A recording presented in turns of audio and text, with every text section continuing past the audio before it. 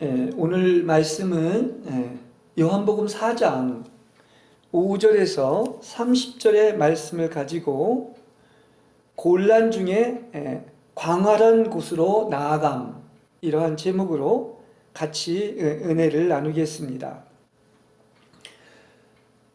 모든 영에 속한 일과 사물은 이 실제가 있어야 합니다. 이 성령을 말씀할 때 그 성령은 그 아주 확실하게 하는 말씀 중에 하나가 진리의 성령이라고 얘기를 하고 있습니다. 그러니까 진리의 성령이 오시면 다 가르쳐 주겠다. 그럼 여기에서 이 진리의 성령이라고 했는데 이 진리는 번역을 하면은 사실은 이 리얼리티라고 해서 실제가 더 정확한 번역이에요. 그러니까 진리의 영은 더 스피치 오브 리얼리티로서 이건 실제의 영이 오셨다. 그냥 이론적이고 추상적인 것이 아니라 바로 이 실제인 그 성령을 이렇게 알게 되면 하나님을 만나게 된다는 그런 뜻을 가지고 있는 것입니다. 만약에 이 실제를 접촉하지 못하고 외형을 아는 것에 불과하다면 그것은 영적인 가치가 전혀 없는 것입니다. 머리로는 이해할 수 있을지 모르지만 하나님을 만날 수가 없는 거예요. 근데 성령은 무슨 일을 하시는가? 바로 성령은 하나님을 만나게 하기 때문에 그래서 실제의 영이다, 진리의 영이다, 이렇게 말을 할 수가 있습니다. 그러니까 이 실제의 영인 성령이 아니고서는 주님을 만나지 못하고 또 사람을 살릴 수가 없는 것입니다. 성경은 분명히 살리는 것은 뭐죠? 영이라고 그랬습니다. 영만이 살리는 거예요. 영만이 영을 살리는 거예요. 성령이 살리는 것입니다. 그리고 이 실제의 영을 통해서 하나님의 생명을 체험하게 되는 것이죠. 그러니까 이건 가장 확실한 거예요. 왜냐? 실제가 있고 그것을 체험하기 때문에, 그분을 만나기 때문에 그런 것입니다. 그리고 분명히 알 것은 이 영적인 일의 실제는 이 보이는 물질적인 것이 아니라 바로 영적인 거예요. 그러니까 보이지 않는 영적인 것을 이렇게 만나고 체험하게 되는 것은 바로 영적인 실제가 있기 때문이다. 이렇게 말을 할 수가 있겠습니다. 자, 그렇다면 영에 속한 실제가 무엇입니까?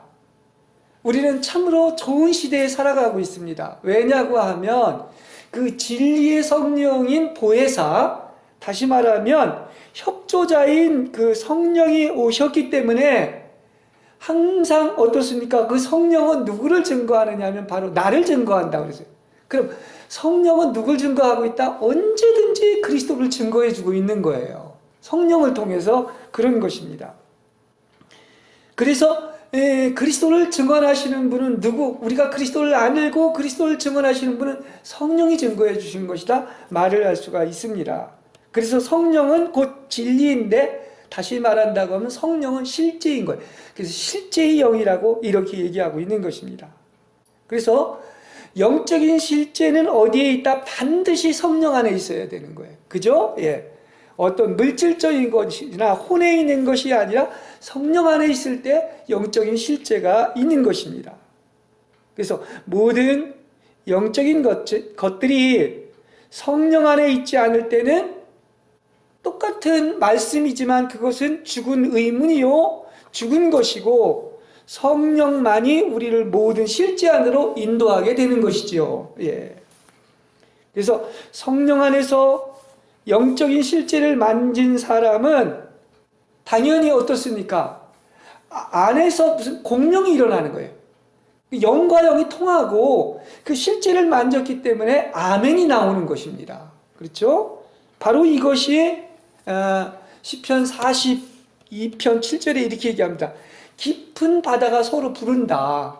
서로 불러서 같이 아멘하고 이렇게 공명하고 통할 수가 있다는 것을 이야기하고 있습니다. 그렇죠?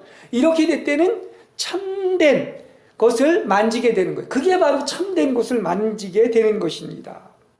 그러니까 사람이 단지 듣는 것과 생각과 감정에 의지하여 얻은 것, 또 혹은 이해나 두뇌를 통하여 얻은 것은 그건 이론이지 하나의 실제가 될 수가 없는 거예요. 그건 의문이고 죽은 것입니다. 살아있는 게 아니에요. 그죠? 예.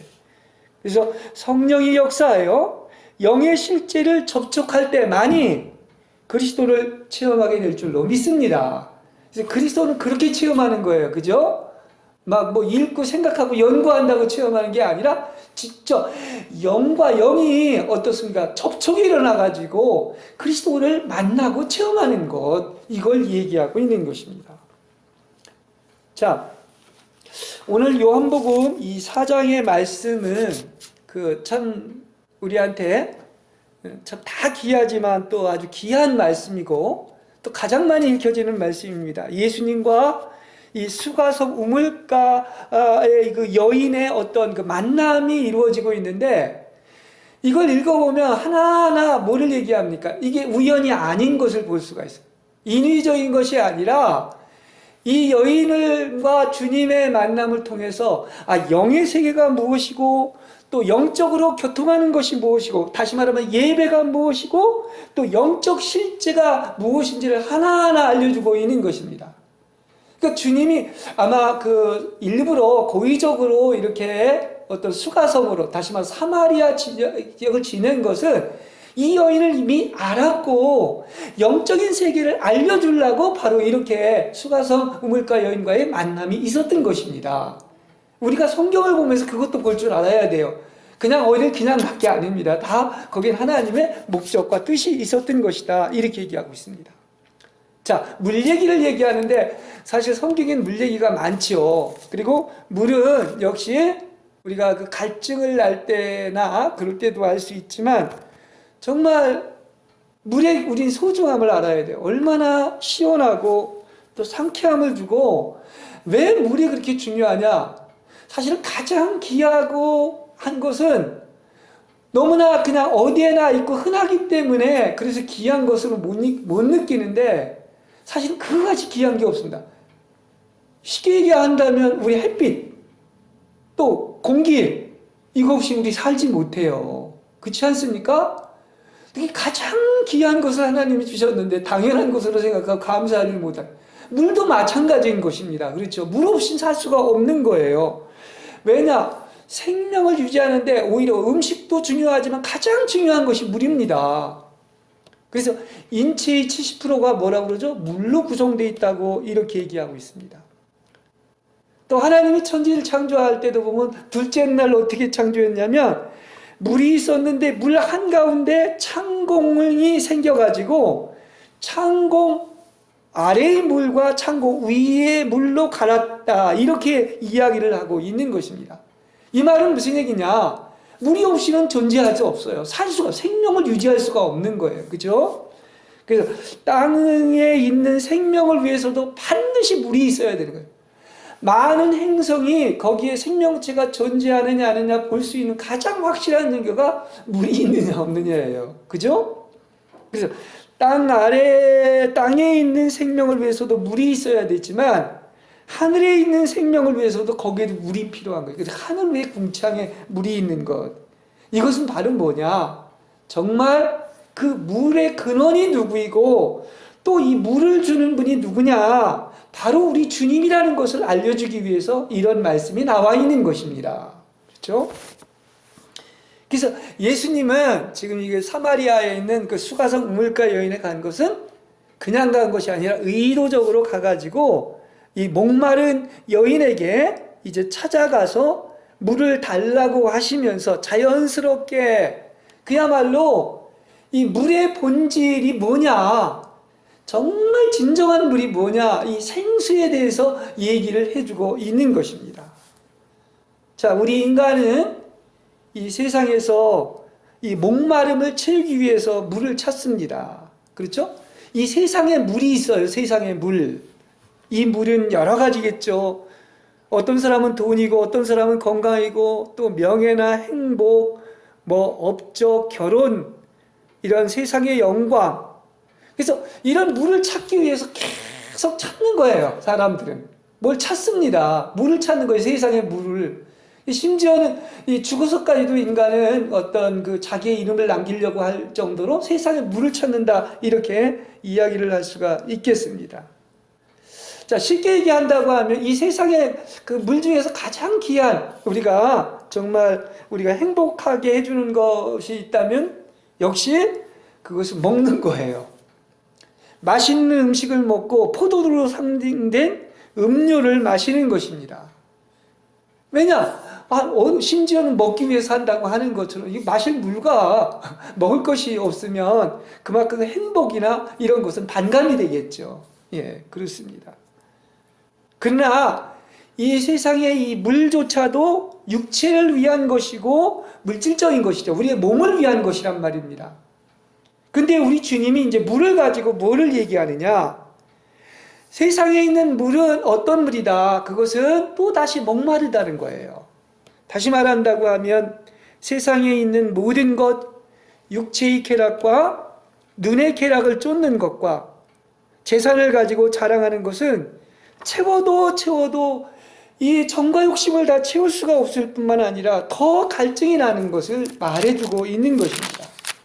원래 우리는 그렇게 살게끔 창조된 게 아니에요. 사실은 뭐를 위해서 창조됐느냐? 사실은 이 육신의 어떤 것도 필요하지만은 가장 중요한 것은 그야말로 하늘의 양식과 물을 먹으라고 사실은 만든 거예요, 우리를. 그걸 알아야 되는 것입니다.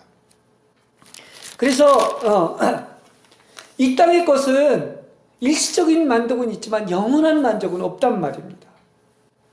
그리고 이런 것들, 세상 것, 이 세상의 모든 것은 다 지나갑니다. 예. 자, 예수님께서는 이 우물물을 마시는 사람은 다시 목마르겠지만 오늘 4장 14절에서 아주 가장 정말 우리한테 귀한 얘기를 해주고 있습니다. 무슨 얘기냐고 하면 내가 주는 물을 마시는 사람은 영원히 목마르지 아니할 것이다. 내가 주는 물은 그 사람의 속에서 샘물처럼 솟아올라서 영원히 살게 될 것이다. 이렇게 얘기합니다. 할렐루야. 참 이게 너무나 귀한 말이고 당연한 말이지만 이것이 그렇게 실감나게 우리가 그걸 느껴야 돼요. 체험해야 됩니다. 이게 이제 영적인 실제가 있을 때 그렇구나. 정말 이 물만이 영원히 목마르지 않고 우리의 속에서 끊임없이 분천처럼 정말로 샘처럼 솟아나는 샘물이라는 것을 이렇게 알게 된다는 사실인 것입니다. 그렇죠? 다시 말한다고 하면 속에서 솟아나는 이 영원히 살게 될 이 물은 다시는 목마르지 않고 또 물길로 올 필요도 없고 더 이상 부족함이 없는 바로 그 물인데 이 생수가 있다는 이 자체가 이미 바로 뭡니까? 이건 놀라운 일인 것입니다. 이거 같이 놀라운 일은 없는 거예요. 왜냐하면 이 물이 있는 이상 우리의 어떤 세상이 어떠하다 할지라도 뭐 세상은 정말 탄식하고 이렇게 거짓되고 흉흉하고 이단이 날뛰고 한다 할지라도 분명한 사실은 이 영원히 목마르지 않는 샘물이 있기 때문에 우리는 어떻습니까? 영원히 살게 될 것이며 또 나아가서 영원한 만족과 기쁨이 있게 되는 것입니다. 그러면 된 거죠. 그렇지 않습니까? 이 진정한 이것이 있기 때문에 우리는 어떻습니까?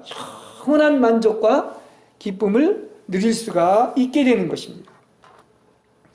자, 이제 그렇게 얘기를 하고요. 예수님은 이어서 또 이런 얘기를 합니다. 그 여자에게 남편을 불러오라 이렇게 얘기합니다.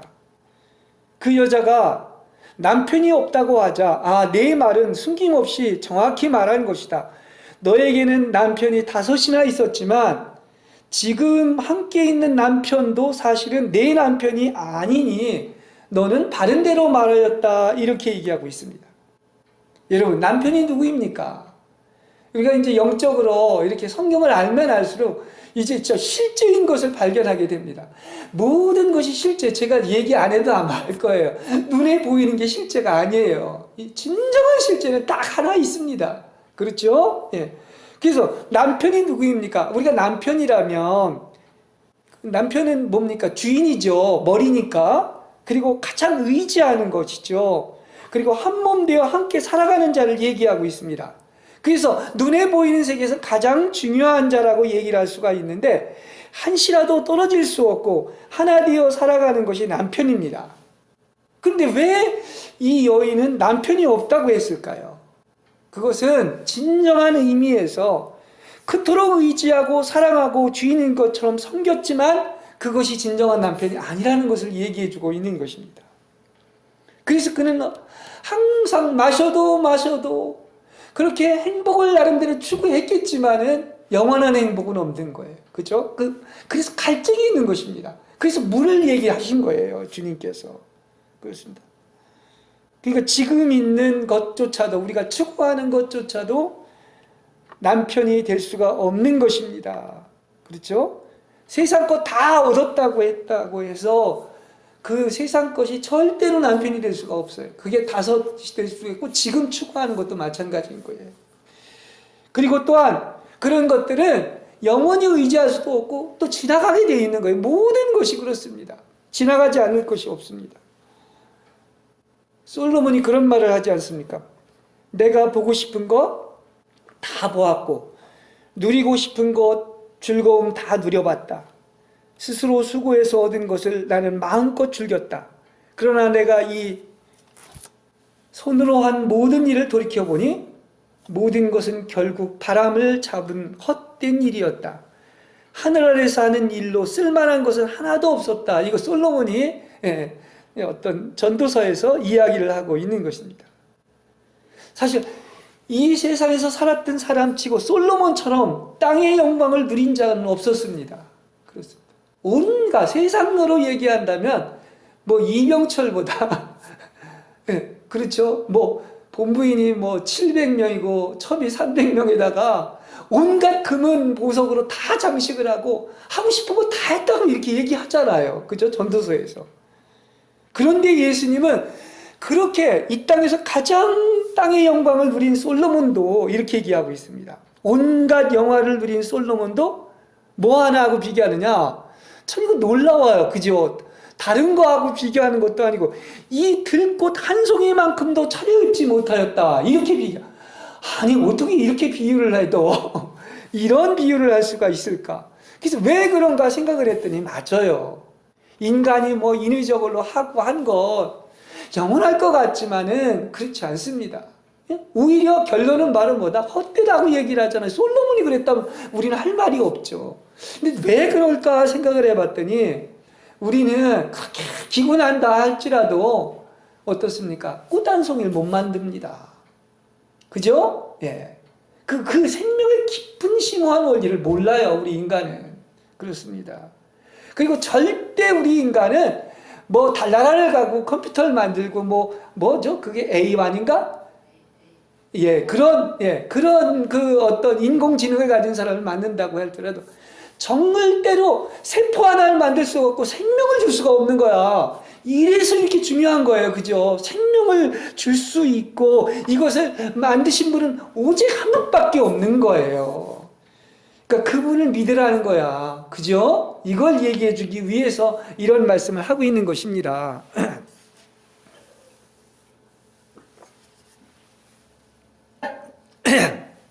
자, 남편 얘기를 했는데 아까 물도 그렇습니다. 남편도 그렇습니다.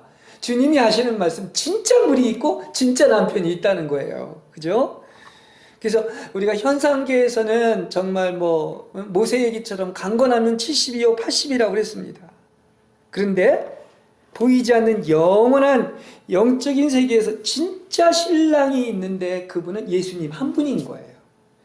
그러니까 우리는 실제는 보이는 게 실제인 것 같지만 아닙니다. 진짜는 이거 아니에요. 그거 갑니다. 100년을 같이 못 살아요. 그죠? 실제는 영원하신 분은 하나님 한 분밖에 없는 것을 얘기하고 있습니다. 그래서 우리는 정말로 그런 고백이 와야 돼요. 네. 내가 유일하게 의지하고 주인 되시며 믿을 수 있는 분, 사나 죽으나 나는 주의 것이요. 정말 한몸 될 때 황홀경은 사랑의 실제가 신랑이신 주님과 결혼할 때인데 바로 이분이 주님이라는 거예요. 자, 이런 신성한 사랑을 나누는 여러분들이 되시기를 바랍니다. 예.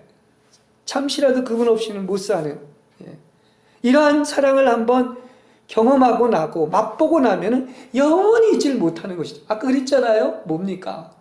정말 영원히 목마르지 않는 그 생수가 속에서 넘쳐 흐른다. 이렇게 얘기했고, 너에게 영원한 만족을 주고 의지할 수 있고 전적인, 그야말로 전적인 신성한 사랑을 할 수 있는 남편은 오직 한 분인 예수뿐이다. 이걸 설명해 주고 있는 거예요. 오늘 본문에서. 그렇지 않습니까? 자, 이 맛을 우리는 봐야 됩니다. 그게 예수 믿는 것인데, 오늘 요한복음 4장 14절에서 영원히 목마르지 않는 생수가 있다는 놀라운 말씀을 하셨고, 또 한 기절, 아주 중요한 기절이 있죠. 요한복음 7장 37절에서 38절에 보면, 목마른 사람은 다 나에게 와서 마셔라. 나를 믿는 사람은 성서의 말씀대로 그 속에서 샘솟는 물이 강물처럼 흘러나올 것이다. 이것은 예수께서 여러분이 받을 성령을 가르쳐 하신 말씀이다. 이렇게 얘기를 하고 있습니다. 그렇습니다. 여기 보면 이 말씀을 한 것이 명절 끝날이라고 그랬어요. 그러니까 이 말은 무슨 얘기냐? 이 세상은 아무리 큰 축제를 하고 6월절 축제를 한다 할지라도 그 끝날, 그것은 한계가 있는 거예요. 그러면 그 최고의 명절은 어디에 있는 것인가? 바로 성령을 받고 그야말로 그 속에서 샘솟는 물이 강물처럼 흘러나올 때가 진정한 의미에서의 명절이고 축제인 것입니다. 이건 영원한 축제인 거야. 영원한 잔치인 거예요. 할렐루야. 이걸 얘기해 주고 있는 것입니다. 우리의 영원한 축제가 있습니다. 예? 그렇죠? 영원한 잔치가 있습니다. 그게 누구하고 잔치? 주님과의 잔치 아닙니까? 천년하고 혼인잔치라고 하는 것처럼 그런 것이죠. 그래서 이게 이 시대가 왜 이렇게 우리는 좋은 시대에 살고 있느냐? 영원히 목마르지 않는 샘물인 그 성령이 오셔서 우리는 그분과 함께 살아가고 있는 시대가 됐다는 것을 얘기해 주고 있는 것이죠. 그야말로 메맞은 반석에서 이렇게 그리스도이신 이 물이 나온 것처럼 영이요 생명이신 이 생수의 강은 그야말로 앞으로 어떻게까지 전개되느냐?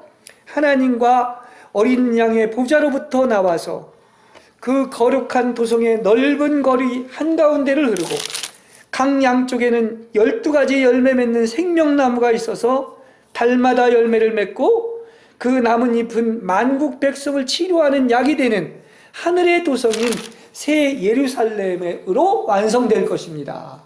그렇습니다. 참 우리가 이 새 예루살렘을 정말 만분의 1이라도 천분의 1이라도 맛본다면 우리의 인생은 정말 날마다가 아마 이 푸른 축제의 날, 잔치의 날일 것입니다. 그죠? 예. 그렇습니다.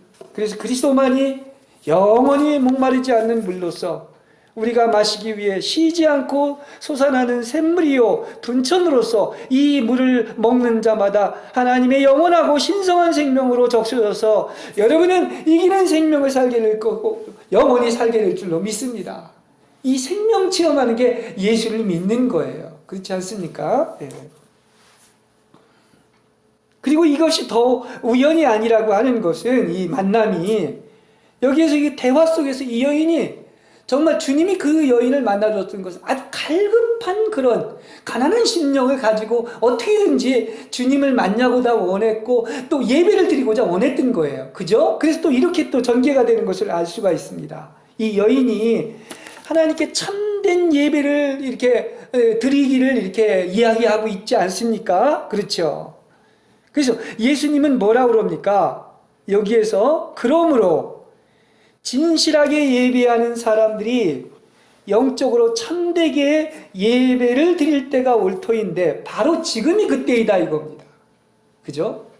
옛날에는 무슨 뭐 그리심산이니 또 아니면 예루살렘에서 예배를 드렸지만 진정한 의미에서 지금이 바로 그 예배를 드릴 때라는 거예요. 그렇습니다. 그러면서 뭐라고 이야기를 하고 있느냐 하면 아버지께서는 이렇게 예배하는 사람들을 찾고 계신다. 하나님은 영적인 분이시다.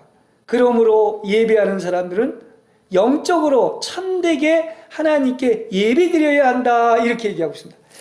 이 영적으로 예배드리는 시대가 왔는데 참되고 신령과 진정으로 예배드려야 된다, 이렇게 얘기하고 있는 것입니다. 그러니까 영적으로 예배드린다는 것, 신령으로 예배드린다는 것은 바로 뭐냐? 인스피리츠라고 해서 영 안에서 예배드려야 되는 거예요. 그러니까 영으로 예배드려야 된다는 것을 이야기하고 있는 것이고요. 또 진정이라고 하는 것, 진리로 예배한다고 하는 것은 지금 계속 제가 얘기한 것처럼 실제가 있다는 거예요. 그죠? 리얼리티. 그 예배를 통해서 하나님을 실제로 만나는 일이 있는 거예요. 이게 예배라는 것을 이야기하고 있습니다. 그러니까 하나님은 영이시기 때문에 사람의 영으로 하나님을 만나는 거예요. 혼으로 만나는 게 아닙니다. 그렇죠? 감정으로 예배드리는 게 아니에요. 느낌이 아닙니다. 얼마나 많은 예배들이 자기의 감정이나 혼으로 생각으로 예배를 드렸다가 그냥 일시적인 흥분에 끝나는 것이 많은 것이죠. 진정한 예배는 하나님의 영과 우리의 영이 접촉하고 만나고 교통하는 것입니다. 할렐루야. 그렇죠? 예. 이게 예배라는 것을 알 수가 있어요. 그러니까 인격적인 하나님을 만난다는 게 그거죠. 하나님, 우리와 함께 하시는 하나님을 인격적으로 만나면 그야말로 어떻습니까? 영적으로 듣게 되는 것이고, 영적으로 하나님을 보게 되는 것이고, 또 영적인 실체를 체험하게 되는 것을 이야기하고 있습니다. 자, 이게 말로는 표현하기는 어렵죠. 그러나 분명히 만난 사람은 알아요. 그죠? 네. 영적인 실체가 있기 때문에 그런 것입니다. 그러나 예배를 참석했어도 이게 영으로 예배드리지 않으면 절대 은혜가 될 수가 없습니다. 그냥 죽은 말씀이 되는 거예요. 그죠? 그리고 나아가서 어떻게 되겠습니까? 그야말로 그냥 감정으로 예배드리고 혼으로 예배를 드리면 그것은 또다시 갈증이 오게 되어 있습니다. 그리고 하나님을 만나지 못했기 때문에 또다시 사망의 느낌이 올 수밖에 없는 것입니다. 여러분, 지금이 왜 좋은 때냐? 예배를 어디 장소에 가서가 아니라 지금 하나님이 어디에 계시는가? 여기 있다 저기 있다 하는 것이 아니라 바로 여러분 가운데 있습니다. 할렐루야. 그러니까 믿는 자들이 교회인데 여러분 믿는 자들의 모임 안에, 그리고 믿는 자들 속에 있다는 사실을 아시기를 바랍니다. 이게 예배인 거예요. 그렇습니다. 그러니까 성도들이 모여 있으면 거기에 하나님이 가운데 같이 계신 거예요. 그러니까 지금 우리와 함께 계시고 우리의 영 안에 있는 하나님을 바로 누가 알게 해주신다? 성령님이 알게 해주시고 성령이 역사하시면은 바로 어떻게 하나님을 만나는 것입니다. 할렐루야. 이게 진정한 예배인 거예요. 그래서 성령이 알게 하시면 뭐가 있다? 하나님 만나고 가는 거야. 말은 목사가 하지만은 하나님, 그 대언을 통해서 나오는 하나님의 말씀을 통해서 주님을 만나는 것입니다.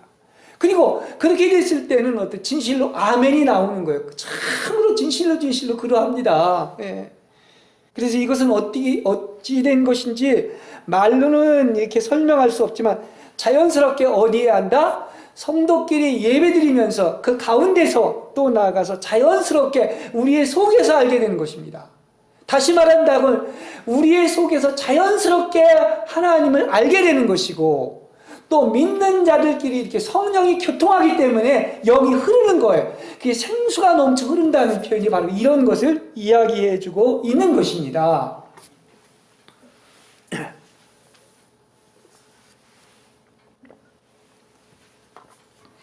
요한복음 16장 13절에서 14절에 보면 이렇게 얘기합니다. 아까 제가 앞에서 잠깐 얘기했죠.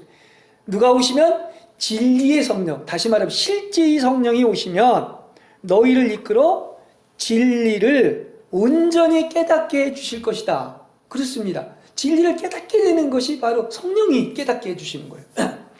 그분은 자기 생각대로 말씀하지 않고 오직 들은 대로 일러주실 것이며 앞으로 다가올 일들도 다 알려주실 것이다. 이렇게 얘기합니다. 진리의 성령이. 그 지금 와 계시잖아요. 그죠? 그래서 진리의 성령은 실제의 성령으로 성령이 들은 대로 알려주고 앞으로 다가올 일도 다 알려주실 것입니다. 그래서 분별을 할 수가 있어요. 볼 수가 있는 것입니다. 그렇죠? 왜냐? 그건 속에서 아는 거예요. 속에서 그 기름 부음을 통해서 알게 되는 것입니다. 배워서 아는 게 아니에요. 느낌이나 생각으로 아는 게 아닙니다. 안에 있는 성령님이 알려주시는 것입니다. 할렐루야. 그렇죠? 그래서 성령은 두 가지의 큰 역사가 있는데, 이건 하나는 바로 뭐냐? 성령이 계시죠. 성령은 빛을 비춰주십니다. 그렇죠? 그리고 또 하나는 뭐냐? 이게 바로 성령의 다스림인 거예요. 성령은 계속 우리를 다스리시는데 이걸 성령의 통제라고 그럽니다. 그러니까 성령이 계시는 빛을 비추어 우리의 영적인 실제를 보고 깨닫게 해주시고, 성령의 다스림은 계속 우리를 어떻게 합니까? 환경의 안배를 통해서 우리의 자아를 깨트리시고 영이 해방돼서 아무런 그 장애가 없이 밖으로 진리고 영이고 빛인 그 생명의 말씀이 나오게 되는 것입니다. 흐르게 되어 있는 것입니다. 그러니까 성령의 역사와 목적은 우리를 인도해서 참된 것, 다시 말하면 그 실제 아닌 그리스도를 만나게 되는 것이죠. 예. 그래서 주의 영이 그들을 이끌어 영적 실제 안으로 인도하기 위해서는 우리는 어떻게 하느냐? 성령님께서 반드시, 이거 아까 통제한다고 그랬는데, 그래서 이게 필요한 것입니다. 성령은 우리를 이미 구원받고 영접한 날부터 계속 다스리고 통제하기 시작하는데, 이 핵심이 바로 뭐냐고 하면 이게 바로 시련과 고통과 다스림과 인내와 끈기가 필요한 거예요. 왜냐? 바로 이것을 통해서 우리는 어떻습니까? 진정한 주님을 만나게 되기 때문에 그런 것입니다. 그냥 만나는 게 아닌 것입니다. 성령의 다스림과 통제를 통해서 하나님을 만나요. 그렇게 되면 우리는 희망을 가져오고 하나님을 섬기는 기쁨을 누리게 되는 것입니다. 자, 아마 제가 가장 많이 초점을 맞추는 것 중에 하나가 바로 뭡니까? 자아가 완전히 십자가에 못 박히고 죽어야지만이 이 영의 세계가 열린다, 이렇게 얘기하고 있습니다. 그럼 이걸 얘기해주는 여러 성경 기절이 많이 있는데, 오늘 특별히 또 시편의 그 4편 1절에서 다윗은 이렇게 얘기합니다. 곤란 중에 나를 너그럽게 하였사오니, 이렇게 말을 하고 있습니다. 근데 이 말이 뭐냐고 하면, 제가 아까 설교 제목을 곤란 중에 광활한 곳으로 나갔다고 이렇게 얘기하고 있는데, 이 원문을 찾아본다고 하면 어떤 이 곤란은 바로 뭐냐면 영어로 디스트레스예요. 디스트레스. 이거는 시련, 고통, 곤란, 고난, 걱정, 이런 것을 얘기하고 있습니다. 근데 이것이 왜 이걸 통해서 어디로 나간다? 영어로 엔라지라고 해서 광활한 곳, 광대한 넓은 곳으로 인도한다는 거예요. 그럼 이 곤란을 통해서 어디로 인도하느냐? 이 놀라운 영의 세계로 인도한다는 것을 이야기해 주고 있습니다. 여러분 영어로만 이게 찾아봐도 그걸 알 수가 있습니다. 그렇습니다. 그래서 거기는 어디가 있느냐? 놀랍게도 하나님이 어디에 계시냐고 하면, 잘 들으세요. 곤경이, 고통이, 시련이 곧 바로 하나님이 계신 곳이에요. 예. 이걸 우리가 알아야 됩니다. 이건 굉장히 아주 신학적으로 깊은 의미를 가지고 있는 것인데, 다시 말하면 고통스러운 곳에서 하나님을 체험하고 알 수가 있는데, 겉으로 나타난 환경은 그렇게 보이질 않는 거예요. 다시 말한다면 겉으로는 죽음이요, 지옥이요, 무덤이요, 진노요, 저주요, 파탄의 고민이요, 미움의 대상인 것 같지만은 놀랍게도 그 안에 뭐가 감춰져 있다? 겉은 그렇게 보이지만 거기에 하나님이 계시다는 거예요. 그 이면에, 다시 말한다고 하면 그 이면에는 진정한 부활이 있고 의가 있고 하늘로 이끌려 올리심이고 자비와 긍휼이 있고 정의가 있고, 이래서 이게 광대한 하나님을 만나게 된다는 것을 이야기하고 있습니다. 좀 어렵습니까? 정말 우리가 이걸 묵상해서 여기에 이 깊은 뜻을 알기를 바랍니다. 다시 말하면 하나님은 눈에 보이는 것이 아니에요. 그건 믿음의 세계가 아니죠. 눈에 보이는 세계는 바로 뭡니까? 이거 시각과 감각과 체험이죠. 이 반대 이면에 있는 것인데, 이게 바로 뭐냐? 뭐를 통해서? 두려움과 시련과 책망 가운데서 하나님을 만나게 되는 것입니다. 이것이 바로 곤란 중에 나를 너그럽게 하였다는 그런 뜻을 가지고 있는 것입니다. 그렇죠? 예. 그래서 시련의 고통을 겪지 않은 것은 껍데기뿐인 신앙이고, 이것을 겪지 않고서는 그 놀라운 보이지 않는 신앙의 대상을 알지 못한다는 얘기를 하고 있는 것입니다. 언제? 곤란이 있을 때 광활한 곳에 이끈다.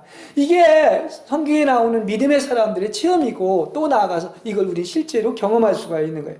그러니까 광활하다는 것은 여러분이 언제 광활한 곳으로 나가느냐. 그 광활한 곳을 그걸 돌파하고 나면 그 어떤 곤란을 십자가를 돌파하고 나면 놀라운 영의 세계가 열리는데 여러분이 곤고할 때 광대한 하나님을 누릴 수 있다는 거예요. 이 말은 하나님을 누릴 수 있을 정도로 여러분은 그 영의 세계가 열려서 광활해서 곤고함이 시련이 절대로 여러분을 방해하거나 또 나아가서 여러분을 누릴 수 없다는 것을 얘기하고 있습니다. 좀 어렵게 여러분에게 들릴지 모르지만 다니엘서 3장 25절에 보면 그런 얘기가 나오죠. 다니엘의 세 친구들이 어떻습니까? 그야말로 활을 타는 그런 그 불구덩이, 화덕에 갇혔죠. 그렇죠? 근데 놀랍게도 그냥 옆에 있었던 사람은 그냥 그 열기 때문에 타 죽었는데 그 세 사람을 집어넣는데 신기하게도 거기에 신의 모습을 한 네 번째 사람이 같이 있는 거예요. 그렇죠? 저들은 화덕 속에 있는데도 죽기는커녕 하나님의 임재 속에서 하나님을 누리고 있는 것입니다. 할렐루야. 이게 좋은 설명일 것 같아요. 그죠? 환경으로 볼 땐 화덕은 이건 뭐 죽음의 구렁텅이 아닙니까? 근데 거기에 누가 계셨다? 한 분이 계신 거예요. 그게 바로 하나님이 같이 계셨기 때문에 화덕 속에서도 죽지 않고 하나님을 지금 어떤 것입니까? 누리고 있다는 겁니다. 무슨 얘기인지 아시겠죠? 뭐 쉬운 얘기를 그렇습니다. 바울도 이 착고에 채워서 발이 묶여가지고 감옥에 이제 가둬뒀죠. 꼼짝도 못하지 않았겠습니까? 그런데 감옥에서 기도하고 찬미하고 나서 이제 막 지진이 일어나고 문이 열리고 죄수들의 사슬이 다 풀리고 옥문이 열리는 것을 볼 수가 있습니다. 이건 무슨 얘기냐? 바로 이렇게 바깥에 보이는 것은 거친 것 같고 곤고한 것 같지만 곤란인 것 같지만 거기에 누가 계시다? 바로 하나님이 더 있다는 사실을 아시길 바랍니다. 하나님이 그 자리에 있는 거예요. 그래서 곤고하고 하나님이 계시다고 하는 말이 그 말입니다. 거기에 누가 계시다? 한 분 하나님이 반드시 있다는 사실을 아시기를 바랍니다. 굉장히 깊은 말이에요, 사실은. 그래서 이것이 바로 너그럽고 광활한 곳으로 인도된 사람이라는 그런 뜻을 가지고 있는. 자, 여러분 이런 사람들이 되시길 바랍니다. 그렇죠? 모든 걸 넘어설 수 있고 넉넉히 이길 수 있고 그분의 생명이라면 어떤 환경이 전혀 문제가 되지 않는 광대한 곳에서 하나님을 누리는 것입니다. 왜냐? 하나님이 살아계시기 때문에. 그리고 하나님이 거기에 계십니다. 근데 안타깝게도 많은 사람들이 어떤 곤고함이 있을 때 거기서 떨어져 나가서 빠져나오지 못하고 통과를 못해요. 그죠? 그 이유는 광활한 곳으로 나가지 못했기 때문에 그런 것입니다. 주님이 있다는 걸 알았다면, 그걸 누렸다면 이걸 다 그냥 뭐 통과도 넉넉히 통과하고 이길 줄로 믿습니다. 이것이 이론이 아니라 실제가 되길 바랍니다. 욥을 고난받게 한 목적도 결국 결말을 보고 바로 뭐냐? 바로 이 광대한 세계를 알기 위한 거예요. 자기가 몰랐을 때는 막 불평하고 원망하고 태어난 날을 탄식하고 했지만 이제 이 광활한 광대한 세계에 나아가고 보니까 아이고 하나님, 내가 무지한 말로 하나님의 이치를 가렸네요. 그리고 죄를 뒤집어 회개하면서 그 광활한 주님을 누리고 있지 않습니까? 그렇습니다. 그래서 시련이 오면 원망하고 하나님이 불공평하다고 멈추지 마시고 여러분 광활한 곳으로 나가시길 바랍니다. 이거 설교를 준비하면서 저한테 하는 얘기이기도 해요. 그렇죠. 사실 그리스도이 참 하나님을 무리바 반석 사건이 시험했다고 했는데 하나님은 가장 놀라운 걸 주시기 위해서 그런 것인데도 불구하고 그냥 당장 환경만 보고 그냥 사막에서 막 큰 목마름이 있죠. 갈증이 있죠. 그러니까 왜 우리를 끌고 왔느냐고 막 모세한테 대들고 따지고 하나님께 원망을 하지 않습니까? 이건 하나님을 시험한 거라고 얘기하지 않습니까? 그래서 그거 하나 때문에 모세도 화가 나서 지팡이를 쳤다가 그 하나님의 경륜을 어겼기 때문에 어떻습니까? 가나안 땅에 못 들어간 거예요. 그걸 알아야 돼요. 지금 물은 하나도 없죠. 보이는 환경은. 근데 뭐가 있습니까? 놀랍게도 주님이 계시잖아요. 그 관석이신 그 물을 치니까 거기에서 뭐가 나옵니까? 막 생수가 칼칼칼 넘쳐 흐르지 않습니까? 그걸 보여주려고 하는 건데 겉에 것만 보고 원망한다는 것은 바로 뭐냐? 곤고를 통하여 광활한 곳에 못 나갔기 때문이다. 이걸 설명하는 것을 이야기하고 있습니다. 네. 그 영원한 이제 목마르지 않은 생수를 주기 위한 것인데 그 환경 보면 안 되죠. 그때가 바로 그야말로 영원한 생수이신 그 반석에서 나오는 물을 맛볼 때인 거예요. 그걸 누릴 때인 것이라는 것을 아시기 바랍니다. 그러니까 여러분에게 권고가 오면 또 왔구나. 나한테 정말 그 광대한 영역에서의 그 영원한 생수를 주시기 위한 것이구나. 이렇게 생각하시길 바랍니다. 이렇게 믿으시길 바랍니다. 이건 아직도 제가 설교하면서 저도 다 이루진 못했지만은 크게 성경의 진리를 얘기해주고 있는 것입니다. 이 하나님이 쓰시는 이 사람들, 특히 믿음의 사람들을 보면 이 하나님이 쓸 사람들이 반드시 어떻습니까? 먼저 그 마음과 뜻을 괴롭게 하고 살과 뼈를 깎는 고통을 주고 몸을 굶주리게 하며 생활은 빈곤에 빠뜨리고 하는 일마다 어지럽게 만듭니다. 그 이유는 마음을 흔들어 참을성 있게 하며 지금까지 할 수 없었던 일을 하게 하기 위함인 것입니다. 예. 이 말은 무슨 얘기냐고 하면 하나님이 쓰시는 사람들은 그냥 되는 게 아니라는 것을 이야기해 주고 있어요. 그죠? 제가 아까 곤란 중에 하나님이 계시다 이렇게 얘기하고 있는데 하나님이 쓰시는 사람들은 자아를 다 십자가에 못 박게 하시고 고통의 시련을 통해서 이 정금처럼 되어 나오게 되었을 때 하나님이 쓰시는 겁니다. 그러니까 이거는 가도 되고 안 가도 되는 게 아니라 전공 필수 과정이라는 것을 알 수가 있는 것입니다. 사실 이게요, 지금 기독교가 이렇게 하락하고 이 가짜가 이렇게 많고 사꾼 목자나 이 다른 복음을 전하는 이유가 어디에 있는지 아십니까? 그게요, 바로 뭐냐? 이 십자가의 처리를 받지 않은 사람이기 때문에 그런 겁니다. 자아가 죽지 않은 사람이기 때문에 그런 거예요. 그죠? 네. 그래서 그 영의 실제를 모르는 것입니다. 그러니까 어떤 얘기를 합니까?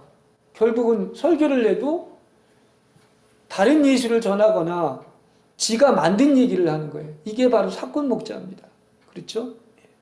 진짜 고통과 불과 실패와 절망을 통해 나온 사람만이 참된 사역을 하고 오직 그리스도만 전할 줄로 믿습니다. 진짜 십자가에 못 박힌 사람만이 천연왕국에 들어갈 수 있다. 지금 교회가 이렇게 설교를 한다면 아마 나오던 교인까지도 떠날 수가 있을 거예요. 근데 지금 이렇게 전해야 돼요, 지금은. 그냥 괜히 사람 유익하게 즐겁게 하려고 하다가 같이 천국에 못 들어가면 큰일 납니다. 목숨 걸고 이렇게 전해야 된다니까요. 그렇지 않습니까?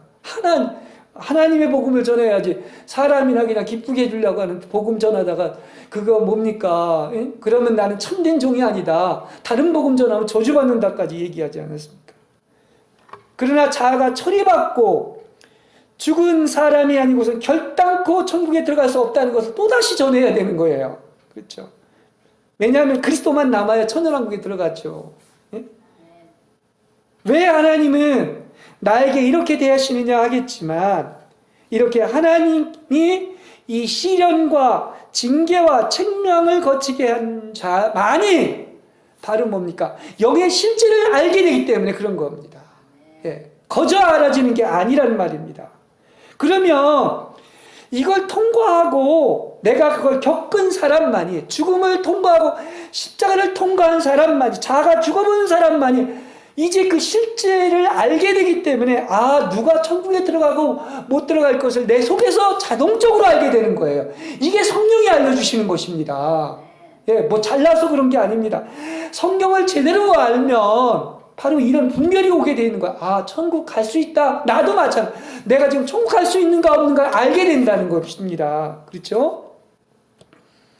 이런 영적 실제를 가지고 본다면 정말 지금 안타까운 것은 이 적은 수만이 이 좁은 길을 가고 있는 거예요. 좁은 길 가는 사람은 알아요. 내가 좁은 길 가는지. 근데 넓은 길 가고 있는 사람은 모른단 말입니다.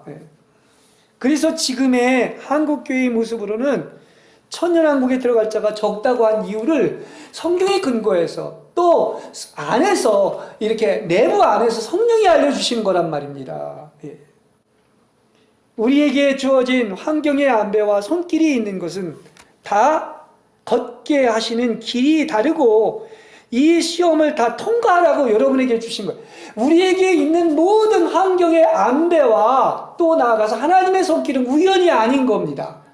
여러분에게 필요해서 주신 거예요. 하나님이 가장 잘 아십니다. 우리는 몰라도. 그러니까 우리는 어떻게 해야 돼? 그걸 다 통과해야 되는 거예요. 그렇죠? 그렇습니다. 시험이 있다면 이겨야 되는 것이죠. 시험에 그 반석과 무리바 사건이 물 얘기를 하면서 하나님을 시험하지 말라는 거야. 그거 이겨야 천년왕국 간다니까요. 그거 얘기하는 것입니다. 그렇죠? 그거 다 통과하라고 주신 것인데 그거 모르고. 사람은 제가 볼 때 저를 비롯해서 마찬가지로 정말 진짜 사람 되려면 이게 고난을 받아야 사람이 되는 거예요. 겸손하고 순결해지는 게 절대 고난 없이는 정금처럼 되어 나오려면 그 불순물을 다 제거해야 되는데 이 고난과 곤고와 영적 시련이 없으면 절대로 사람 될 수가 없고 새 사람 될 수가 없고 또 겸손해질 수가 없고 순결해질 수가 없어요. 더럽습니다. 그걸 알아야 돼요. 여러분에게 바울처럼 사망이 역사하고 예수님처럼 십자가에 못 박히는 체험을 하고 버려진다면 세상적으로는 그렇게 보일지는 모르지만 여러분에게는 그만한 그릇이 되는 것이고 겉모습과 환경은 십자가와 죽음으로 변장하고 오셨습니다. 겉모습은 십자가와 죽음으로 변장하고 그 옷을 입고 오셨지만은 우리가 붙잡은 손 다 내려놓고 십자가에 못 박히고 자아가 죽으면 정작 그것은 죽는 게 아니라 영원한 천국으로 떨어질 줄로 믿습니다. 죽는 길이 아니라 그게 바로 사는 길이라는 거예요. 이걸 아시길 바랍니다. 이게 부활하는 길이라는 거예요. 그죠? 예. 그러나 죽지 않으려는 자는 절대로 부활이 뭐라는 걸 몰라요. 영생이 뭐라는 걸, 왕국에 들어간다는 게 뭘 모릅니다. 그렇죠? 예. 이것이 바로 뭐다? 영적인 실제로 알 수가 있는 거예요. 이게 영적인 실제인 거예요. 예. 그래서 영적인 실제가 오면 올수록 모든 것을 보게 되고 알게 되어 있는 것입니다. 자, 자아가 십자가에 못 박히고 죽은 사람은 진짜입니다. 이걸 복으로 여기시기 바랍니다. 아, 난 진짜구나 하는 것을 알 수 있는 바로미터가 여기에 있는 거예요. 그죠? 껍데기가 아닙니다. 하나님은 살아계시기 때문에 그분이 하시기로 한 것은 반드시 하십니다. 그래서 여러분이 갖가지 시련을 겪으면서 주어진 모든 것이 있다면 여러분 달게 받으시기 바랍니다. 하나님이 가장 필요해서 그렇게 하신 거예요. 가장 귀한 것, 모든 것을 주기 위하여 그렇게 하신 것입니다. 그래서 결말은 희망과 천년왕국의 상급과 족한 영광이 여러분에게 예비되어 있다는 사실을 아시기를 바랍니다.